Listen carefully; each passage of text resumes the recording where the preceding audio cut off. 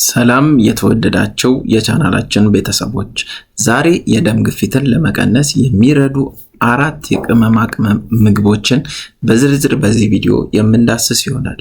እስከመጨረሻው አብራችሁን ትቆዩ ዘንድ በአክብሮት እጠይቃለሁ። ለቻናሉ አዲስ የሆናችሁ ሰብስክራይብ ታደርጉ ዘንድ በአክብሮት እየጠየቅኩኝ በየሳምንቱ አዳዲስ ቪዲዮ ስንለቅ እንዲደርሳችሁ የደውል ምልክቷን መጫናችሁን እንዳትረሱ። ቪዲዮን ላይክ በማድረግ ተጀምሩ ዘንድ በአክብሮት እጠይቃለሁ። ዛሬ ኃይለኛና ብዙ ጊዜ ችላ በተባለ ነገር ላይ እናተኩራለን። ቅመሞች።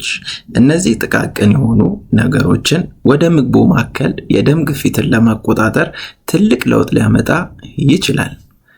ብዙ ሰዎች ለጣዕም ጨው ላይ ይተማመናሉ። ነገር ግን ጨው በውስጡ በያዘው ሶዲየም ከፍተኛ የደም ግፊት ዋነኛ መንስኤ ነው። እነዚህ ጣፋጭ ቅመሞች መጠቀም በጨው ላይ ያለንን ጥገኝነት መቀነስና በሚመገቡት ምግብ ላይ አስደናቂ ጤና ጥቅሞችን ማከል ይችላሉ። ለዛሬ በመጀመሪያ ያስቀመጥነው ነጭ ሽንኩርትን ነው። ነጭ ሽንኩርት እንግዲህ በመላው ዓለም በኩሽና ውስጥ ዋና የሆነው ነጭ ሽንኩርት ነው። ጣዕም የሚጨምር ብቻ ሳይሆን ለጤናውም ኃይለኛ መሳሪያ ነው። ነጭ ሽንኩርት በውስጡ አሊሲን የተባለ ውህድ ይዟል። ይህም የደም ስሮችን ለማዝናናትና የደም ፍሰትን ለማሻሻል ያግዛል።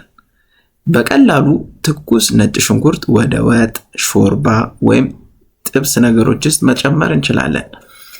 ለተሻለ ጥቅም ግን አሊሲን ጥሩ ጥቅም እንዲሰጠን ለማድረግ ከመብሰሉ በፊት የተፈጨውን ነጭ ሽንኩርት ለጥቂት ደቂቃዎች እንዲቀመጥ ማድረግ ይመከራል ማለት ነው። ሁለተኛ እንግዲህ ለዛሬ ያስቀመጥነው ደግሞ ደማቅና ቢጫ ቅመም ያለው እርድን ነው። እርድ እንግዲህ በውስጡ ኩርኩሚን የተባለ ንጥረ ውህድ ይዟል። ይህም በጸረ ብግነት ባህሪው የታወቀ ነው። ነገር ግን ለደም ግፊትም በጣም ጥሩ ነው።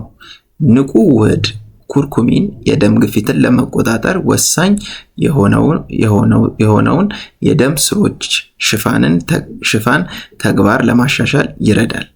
እርድ ቅመምን በተለያዩ ምግቦች ወይም መንገዶች መጠቀም እንችላለን። ለምሳሌ ምስር ምግቦችን ስናዘጋጅ፣ ሾርባ ነገሮችን ስናዘጋጅ፣ እንዲሁም እንደ ሻይም አዘጋጅተን መጠቀም እንችላለን ማለት ነው። ለዛሬ እንግዲህ በሶስተኛ ያስቀመጥነው የቅመም አይነት ደግሞ ቀረፋ ነው።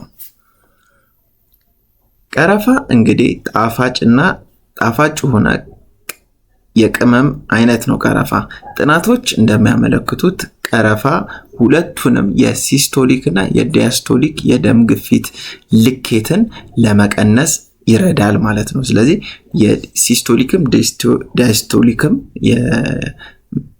መለኪያ የደም ግፊት መለኪያ መጠንን እንደሚቀንስ እንግዲህ ጥናቶች ያሳያሉ። ይህም ሊሆን የቻለው የደም ስሮችን በማዝናናት ነው። ትንሽ መጠን ቀረፋ ራሱ መጠቀም ለደም ግፊት መጠን ላይ መሻሻል ያመጣል። ስለዚህ ቀረፋን የደም ግፊት ህሙማን ቢጠቀሙት የሚመከር የቅመም አይነት ነው ማለት ነው። ለዛሬ እንግዲህ በመጨረሻ ያስቀመጥነው ደግሞ ዝንጅብል ነው። ዝንጅብል እንግዲህ የምግብ መፈጨትን የመርዳት ችሎታው ታዋቂ ነው። እንግዲህ የምግብ መፈጨትን በማሻሻል ማለት ነው። ነገር ግን በደም ግፊት ላይም ትልቅ አጋዥ ነው። ዝንጅብል የደም ግፊትን ለመቀነስ የሚረዳ የተፈጥሮ የካልሲየም ቻናል ብሎከር ወይም ማገጃ ሆኖ ሊያገለግል ይችላል ማለት ነው።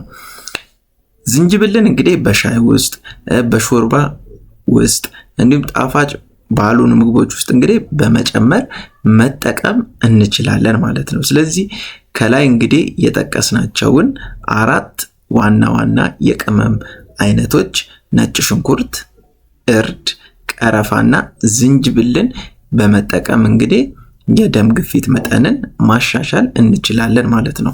እነዚህ ለምግብ አስደናቂ ጣዕም ለመጨመር ብቻ ሳይሆን በተመሳሳይ ጊዜ የደም ግፊት መጠንና ጤናን ለማሻሻል የሚያግዙ ምርጥ የቅመም አይነቶች ናቸው ማለት ነው።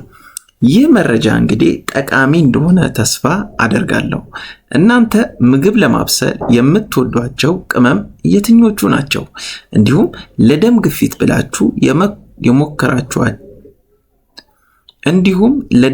ብላችሁ የሞከራችሁት መንገድ ካለም በኮሜንት ላይ አሳውቁን።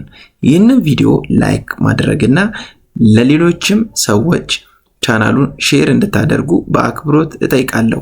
ለተጨማሪ የአመጋገብ ምክሮች ደግሞ ቻናሉን ሰብስክራይብ ማድረግዎን እንዳይረሱ። በሌላ አስተማሪ ቪዲዮ እስከምንገናኝ መልካሙን ሁሉ ተመኘው። መልካም ጊዜ። ቻው።